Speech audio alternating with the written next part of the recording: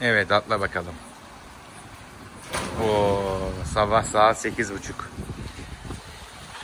Annesi çiçekleri yapıyor. Mert havuza giriyor.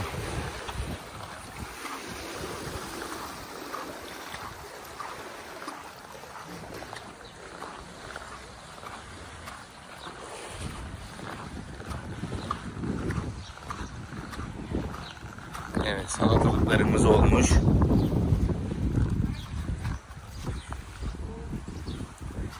Patlıcanımız olmuş. Domatesimiz olmuş. Biberlerimiz çoktan olmuş. Ağacımızda eriklerimiz çok fazla.